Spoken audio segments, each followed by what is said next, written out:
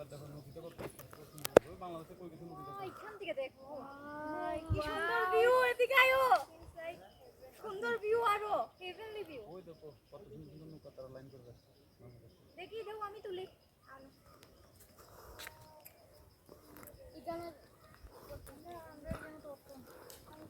গাড়ি ঘোড়া পাইবা, কমফোর্ট পাইবা, গাড়িটা अवेलेबल নাই, কমফোর্ট পাইবা, সুন্দর যে পাইবা।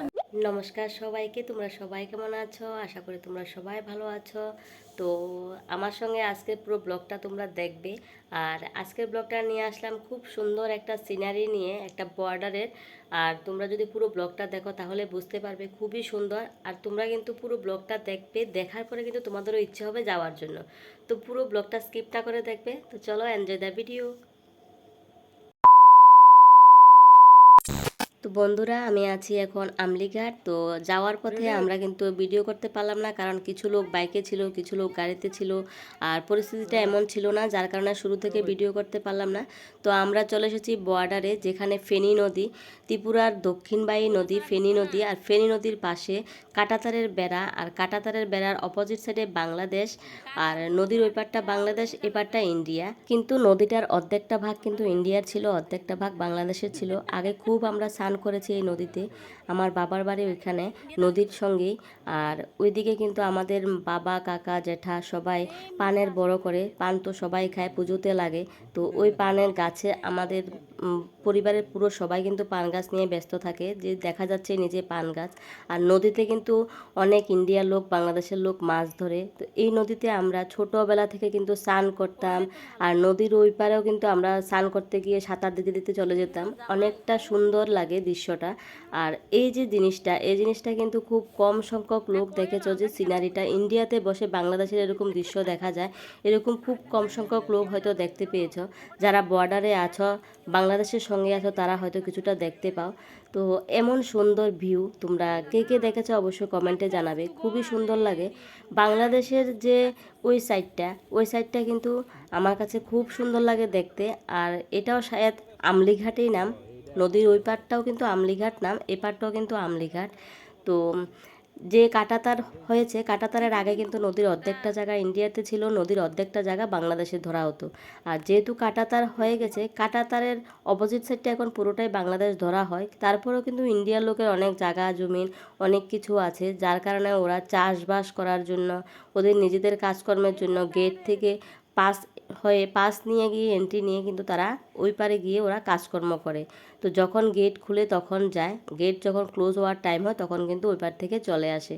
তো আমি কিছু বন্ধুদের নিয়ে গেলাম, আর তারা গিয়েছে আগরতলা থেকে। তো আগরতলা থেকে যেহেতু গিয়েছে, ওদের দেখতে খুবই ভালো লাগবে। আমরা যেহেতু গ্রামে ছিলাম, গ্রামে বড় হয়েছি, হয়তো আমাদের কাছে এটা পুরনো জায়গা, কিন্তু যারা নতুন যায় তাদের কাছে কিন্তু খুবই ভালো লাগে।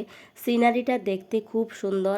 আর এই যে মন্দিরটা কিন্তু খুবই সুন্দর লাগে। আমি তোমাদের কাছে এখন আজকে মন্দিরের ভিতরে ঠাকুরকে নিয়ে আমি আসলাম না, আসলাম আমি সিনারি নিয়ে, কারণ আমি ঠাকুরকে নিয়ে অনেক ভিডিও বানিয়েছিলাম, রিল বানিয়েছি, ভিডিও বানিয়েছি। আর যদি বলো তাহলে কিন্তু আমি আরেকদিন হয়তো ঠাকুরকে নিয়ে, মন্দিরকে নিয়ে হয়তো পুরো ভিডিওটা আরেকদিন বানিয়ে নিয়ে আসবো। তো আমার কাছে খুব ভালো লাগে এখানে গেলে, কিন্তু খুব যে হাওয়াটা যে খুব ভালো লাগে, মন খুব শান্ত হয়ে যায়। আর এখানে যে বেলগাছ, এগুলি কিন্তু কেউ লাগায়নি, নিজে নিজে বেলগাছগুলো উঠলো। আর এই যে বেলগাছগুলো দেখতে খুব সুন্দর লাগে, মন্দিরের চারিদিকে কিন্তু বেলগাছ ভর্তি হয়ে গেছে। হয়তো ঠাকুরের মাথায় বেল পড়ে, ওই বেলগুলোকে এদিকে এদিকে ছুঁড়ে ফেলে দেওয়া হয়, যেগুলি খারাপ হয়ে যায় ওগুলি থেকে হয়তো চারা উঠতে পারে। তারপরে তুমি যখন বাড়িঘরে বেল এভাবে ফেলে দেবে, কিন্তু বাড়িঘরে এরকম গাছ ওঠে না। এখানে কিন্তু মন্দিরের আশেপাশে যত গাছ দেখা যাচ্ছে, এগুলি কিন্তু নিজে নিজেই উঠেছে, কেউ লাগায়নি। তো দেখতে খুব সুন্দর লাগে। আর নিজে নিজে যখন একটা চারা বড় হয়, দেখতে ভালোই লাগে। অনেক সময় কি হয়, যারা বাড়িঘর করে বা মন চাইলো রাস্তার পাশে হোক আর বাড়িতে হোক বেলগাছ লাগালো, বেলগাছ কিন্তু অনেক সময় দেখা যায় লাগানোর পরে, খুব যত্ন করার পরেও কিন্তু বেলগাছ বাঁচাতে পারে না। এখানে কিন্তু কেউ এমন যত্ন করতে হয়নি, কিছু করতে হয়নি, বেল থেকে হোক আর নিজে নিজেই হোক, কিন্তু অনেক চারা অ্যাভেলেবেল চারা উঠে আছে। আর এখানে দৃশ্যটা দেখতে খুব ভালো লাগে। এই যে ফেনী নদীটার কিন্তু জল কিন্তু শুকায় না, কিছু কিছু জায়গাতে হয়তো বালির চর দেখা যায়, কিন্তু ফেনী নদীতে কিন্তু অনেক জল আছে। কিছু কিছু জায়গায় এত গভীর যে তুমি ঠাঁই পাবে না। এখানে কিন্তু যে তুমি গিয়ে এখানে একটা মেরুকুম আছে, কিন্তু একটা অনেকটা দূরে, যার কারণে আমি তোমাদের ওখানে নিয়ে যেতে পারলাম না। নদীরই একটা জায়গাতে একটা অংশকে মেরুকুম বলা হয়।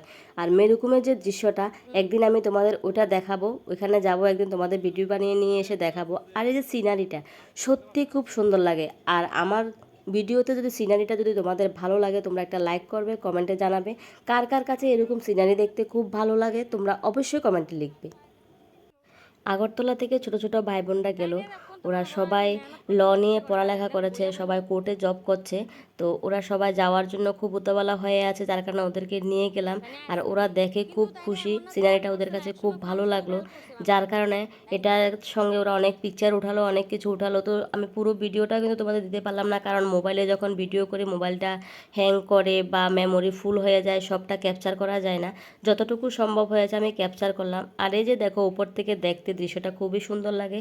আর রাস্তাটা দেখো, এটা যদি সোজা হতো রাস্তাটা তো সুন্দর লাগতো না, এটা যেভাবে ঘুরে ঘুরে ঘুরে ঘুরে এটা তিনটা পাহাড়ের মাঝখানে এভাবে ঘুরে ঘুরে এসেছে, দেখতে খুবই ভালো লাগছে। আর যাদের নিয়ে গেলাম ওরা দেখে খুব খুশি।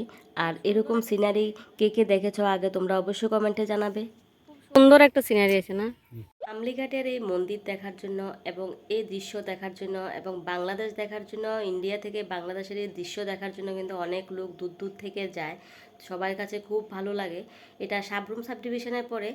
আর এটা কিন্তু আমাদের একটা গর্বের বিষয়, আমাদের ত্রিপুরাতে এরকম একটা সুন্দর জায়গা আছে। তো তোমরা যারা যারা আমার এই ভিডিও দেখেছো, যাদের এই সিনারি দেখতে খুব ভালো লেগেছে, তারা যদি চাও যাওয়ার জন্য, তাহলে তোমরা অবশ্যই আমার ভিডিওতে কমেন্টে লিখবে কিভাবে যেতে হবে, আমি তোমাদের বলে দেব। যাদের দেখার ইচ্ছা তারা অবশ্যই গিয়ে দেখে আসবে। খুবই সুন্দর জায়গা, খুবই ভালো লাগে এখানে গেলে। আর পাহাড়ের উপরে যে মুক্ত হাওয়াটা, তোমরা কিন্তু এটা উপভোগ করে আসতে পারবে। আর ইন্ডিয়াতে এভাবে পাহাড়ের উপরে বসে এভাবে বাংলাদেশের দৃশ্য দেখে, এবং নদীর এপার ইন্ডিয়া ওই পার বাংলাদেশ, এরকম একটা সুন্দর মনোরম দৃশ্য তোমরা কে কে উপভোগ করতে চাও, তোমরা অবশ্যই কমেন্টে লিখবে। আমার এই ভিডিওটা যদি তোমাদের কাছে ভালো লাগে, একটা লাইক তোমাদের কাছ থেকে আশা করি। আর তোমরা সবাই ভালো থাকবে, সুস্থ থাকবে। যারা যারা আমার এই ভিডিওটা স্কিপ না করে দেখেছো, তাদের অসংখ্য ধন্যবাদ। আজকের মতো ভিডিওটা এখানে শেষ করলাম। Thank you, bye by.